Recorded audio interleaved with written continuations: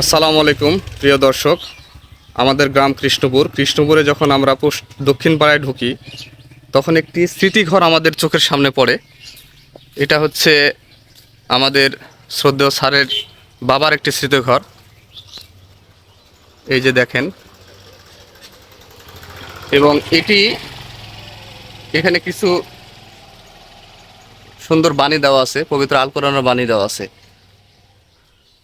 তো আসলে এই স্মৃতিঘরের ভিতরে কি আছে আমরা এই বিষয়টা পুরোটা জানবো। আমাদের শ্রদ্ধেয় স্যার এখানে বসে আছেন, আমার শ্রদ্ধেয় শিক্ষক মোহাম্মদ আলাউদ্দিন স্যার। ওনার কাছে আমরা পরে আসছি, কিন্তু এই পুরা বাড়িটা আমি একটু দেখানোর চেষ্টা করছি যে আসলে এর ভিতরে কি আছে। এবং আমার জন্মের পর থেকে আমরা বরাবরই দেখি যে এই ঘরটি এভাবেই আছে, একটি ঘর, কিন্তু উপরে একটি নিচে একটি, এক কথায় দুই তলা কিন্তু একটি ঘর, নিচে একতলা, মানে একটি ঘর এবং উপরেও একটি ঘর। আসলে কি আছে এর ভিতরে সেটা আমরা জানবো। তার আগে আমরা একটু পুরোটাই দেখি যে আসলে পুরা ভিউটা দেখি। এই যে সেই স্মৃতিঘর, এখন হয়তো বা এখানে তেমন কেউ থাকে না। তো চলুন আমরা স্যারের কাছে একটু শুনি যে আসলে এই ঘরের ভিতরে কি আছে এবং এটা কেন করা হয়েছে। তো চলুন আমরা স্যারের কাছে যাই। তো দর্শক, আমরা স্যারের কাছে আসলাম। স্যার আসসালামু আলাইকুম। ওয়ালাইকুম সালাম। স্যার আপনি কেমন আছেন?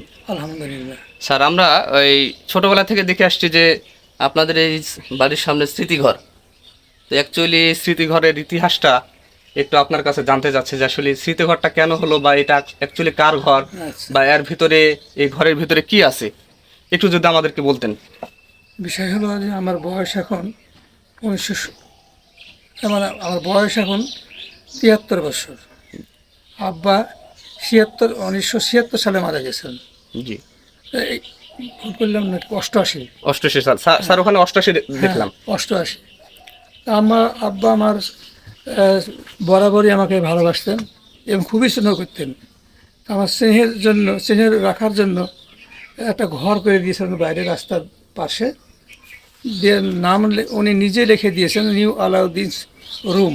জি, নিউ আলাউদ্দিনস রুম, 1988 1989 সাল।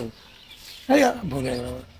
88 সাল। না না, সরি, 1969 69। 69 সালে এই ঘরটা নির্মিত ফুললি। ও, এই ঘরটা স্যার 1969 সালে নির্মিত হয়। হ্যাঁ, তার মানে এই ঘরের বয়স মোটামুটি, এদিকে আমি ৭৭ ধরলাম, তাহলে 30, মানে আর ওইদিকে 26, প্রায় 56-57 বছরের হ্যাঁ। একটা কন্ডিশন। তো দর্শক, এই ঘরটি প্রায় প্রায় 60 বছরই ধরলাম স্যার, হ্যাঁ। 60 বছর আগের এই ঘরটি নির্মাণ। তাহলে এই ঘরটা কে নির্মাণ করেছে স্যার? এই ঘরটা আমার মরহুম পিতা ঈদুল উদ্দিন সর্দার। উনি তো উনি মারা গেছেন গ্রামের- 1988 সালে। হ্যাঁ, উনি গ্রামের প্রধান হিসেবে মানে মানুষ ব্যবহার বুঝতেন, সম্মান করতে আর কি সম্মান সবাই। করতেন, জি, এবং স্যার। উনি আসলে সালিশ বিচারে নিরপেক্ষভাবে সালিশ বিচার করতেন, যার জন্য আমার একটা মজা মনে হলো যে যে আব্বার স্মৃতি ধরে রাখার জন্য কিছু একটা করা করা দরকার। দরকার। জি স্যার। আব্বা আমার ওই ওই ওই ঘর, যে ঘরে মারা গেছেন, ওই ঘরের নামটাই স্মৃতিঘর। তো স্যার আপনার অ্যাকচুয়ালি তাহলে আপনার আব্বা এই ঘরেই মারা গেছে, হ্যাঁ, এই ঘরেই মারা তো গেছে। যার জন্য এই বাড়িটা আপনারা ভাঙেননি না, ভাঙিনি। এবং এটা এইভাবে রেখে দিয়েছেন। এটা আমাকে নির্দিষ্টভাবে আমারই, আচ্ছা আচ্ছা। আমি ভাঙিনি এই জন্য যে তার স্মৃতি রক্ষার জন্য যতদিন পারি স্মৃতি রক্ষা করে যাবো, জি স্যার। আমি বেঁচে থাকা পর্যন্ত। ছেলেরাকেও বলে রেখেছি, ছেলেরা জি স্যার। আবার পুনর্নির্মাণ করতে চায়, রং টং করতে চায়, করবে। আর তো স্যার অ্যাকচুয়ালি এই ঘরের ভিতরে কোনো কিছু আছে ওরকম ঘরের দেখার মতো? ভিতরে আমার আব্বার, আপনার আব্বার কোনো যেসব হ্যাঁ, ব্যবহার করতো এই ধরনের আমার জিনিস, আব্বার ব্যবহৃত শাল, মাফলার, এই জিনিসগুলো আছে আর কি, হ্যাঁ, ব্যবহৃত আর জিনিসপত্র আছে। মায়ের চশমা, আমার আম্মার চশমা, আর ইয়ে আছে শখের হাঁড়ি, পুরাতন শখের হাঁড়ি, আগে সেই জি স্যার। শখের হাঁড়ি, কলকা, এই ধরনের জিনিসগুলো এ ধরনের আছে। আছে। কিন্তু মানে ভিতরে আর কিছু রাখবো সেরকম সামর্থ্য বা কিছু আমার নাই। জি স্যার। স্যার আপনাকে অনেক ধন্যবাদ, এবং আপনার সাথে কথা বলে যেটা মনে হলো স্যার যে আপনার শরীরের অবস্থাটাও হয়তো বা আগের চাইতে একটু দুর্বল, যেহেতু বয়স হ্যাঁ, হচ্ছে। দুর্বল। তো সব মিলে আপনি আমার দর্শকে আপনার সুস্বাস্থ্য কামনাকে চেয়ে আপনি কিছু একটা বলেন স্যার, আমি আমাদের এলাকাবাসীর কৃষ্ণগরের উদ্দেশ্যে আমি কিছু বলেন। এলাকাবাসী আমাকে, আমি একজন স্কুল শিক্ষক, বর্তমানে রিটায়ার্ড। জি স্যার। গ্রামের মানুষেরা আমাকে অত্যন্ত শ্রদ্ধা করে, স্যার। ছাত্ররা বটেই জি স্যার, জি স্যার। আমাকে খুব ভাবে। আমি বাজারে গেলে সবাই আমাকে শ্রদ্ধার চোখে দেখে। আর কি বলবো, স্কুলের জন্য আমি অনেক কিছু করেছি বলে মনে হয়। জি স্যার। এখন এই বাদবাকিটা জনসাধারণের ব্যাপার, তারাই জানে। জি স্যার। হাট, স্কুল, হাই স্কুল, হাট, এইগুলো সব আমি উদ্যোক্তা হয়ে আমি চেষ্টা করেছি আপ্রাণ যাতে এই জিনিসটাকে আগায় নিয়ে যাওয়া যায়। জি স্যার। এখানে আগে 1993 সাল, জি স্যার। 1996 সাল, 1998 সাল, এই 3 সালে একটা মেলা বসাইছিলাম, জি স্যার। সাংস্কৃতিক, কৃষি ও বিজ্ঞান মেলা। বিজ্ঞান মেলা স্যার, আমরা তখন অনেক ছোট স্যার, হ্যাঁ, একটু একটু মনে পড়ে স্যার। একাধিকবার এই ধরনের মেলা করেছি, যা আমার বিশ্বাস যে পাড়া গ্রামে এই ধরনের কোনো কেউ আগে করেনি, কেউ আগে করেনি বা এই বিষয়ে তাদের কোনো জ্ঞান আছে বলে আমার চিন্তাও মনে হয়। করেনি। চিন্তাও করেনি। স্যার আরেকটা বিষয় বলি স্যার, আমরা যখন ছোট তখন আপনি স্কুলে যখন শিক্ষক ছিলেন, আমি আমার দর্শকের উদ্দেশ্যে একটা কথা বলবো যে আমি কিন্তু স্যারের ছাত্র নই, কিন্তু স্যার আমাকে অত্যন্ত ভালোবাসে এবং আমি আমার মানে শিক্ষকের চোখেই দেখি। কারণ স্যারের স্কুলে আমার পড়ার সুযোগ হয়নি, আমরা 5 পরে মাদ্রাসা চলে গেছিলাম, কিন্তু স্যারের আমরা তখন উপস্থাপনা দেখতাম এবং চমৎকারভাবে স্যার সেই উপস্থাপনাগুলো করতো ছড়ায় ছড়ায় ছন্দে ছন্দে। তো স্যার সেই স্মৃতিগুলো কেমন মনে পড়ে আপনার স্যার? আমার ওই স্মৃতিগুলোতে এখনো মনে পড়ে যে আমি এই করেছি, কিন্তু এখন বর্তমানে স্কুলে যেতে পারি না। জি স্যার। যখন মনে পড়ে ওসব কথা তখন মনে হয় যে স্কুলে যাই, আবার যে তাদের পুরানো জিনিসগুলো। হ্যাঁ বলি। জি এবং পুরাতন আমি ছিলাম মূলত স্কাউট শিক্ষকও ছিলাম। জি স্যার। তো আমার অনেক থানা লেভেলে, ডিস্ট্রিক্ট লেভেলে আর অনেক পুরস্কার আছে। ফার্স্ট পুরস্কার, সেকেন্ড পুরস্কার, সেকেন্ড না সবই ফার্স্ট পুরস্কার। জি স্যার। জি স্যার। পুরস্কার কী বলে, ক্রেস্ট, জি স্যার। ক্রেস্ট আছে। জি স্যার।